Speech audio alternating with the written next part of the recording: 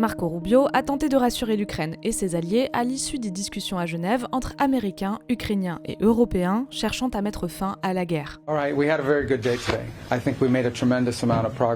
Il faut dire que les pourparlers ne s'étaient pas très bien engagés. Ils se tenaient sur la base d'un projet de plan en 28 points proposé par Donald Trump visant à mettre fin au conflit armé. Mais celui-ci reprenait de nombreuses exigences maximalistes de la Russie. Il prévoyait que Kiev cède des territoires, réduise son armée et renonce à intégrer l'OTAN. Sans compter que le président des États-Unis avait donné jusqu'au 27 novembre à Zelensky pour donner sa réponse. Le document a suscité l'indignation de Kiev et de ses alliés européens qui le voient comme une capitulation. Зараз один з найважчих моментів нашої історії. Зараз тиск на Україну один з найважчих. Зараз Україна може опинитися перед дуже складним вибором. Або втрата гідності, або ризик втрати ключового партнера.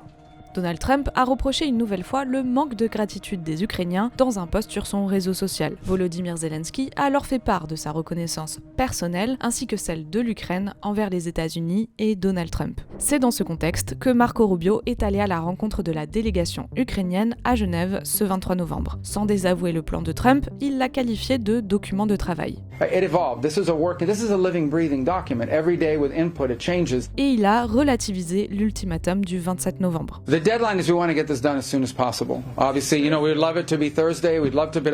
Ultimately, the important point today is that we have made substantial progress. We've really moved forward. So I feel very optimistic that we're going to get there in a very reasonable period of time very soon. Whether it's Thursday, whether it's Friday, whether it's Wednesday, whether it's Monday of the following week, we want it to be soon because people are going to, between today and the time we deal with this, more people are going to die. Dans la soirée, un communiqué conjoint des États-Unis et de l'Ukraine publié par la Maison-Blanche assure qu'un futur accord devra pleinement respecter la souveraineté de l'Ukraine. Si les négociations à Genève sont terminées, les discussions vont se poursuivre cette semaine. Les Européens tentent de peser dans les tractations pour obtenir des garanties de sécurité contre une nouvelle agression russe et proposent de garantir le maintien d'un cessez-le-feu avec l'envoi de troupes. Une hypothèse que Donald Trump ignore dans son plan et que la Russie refuse en menaçant de cibler les soldats européens.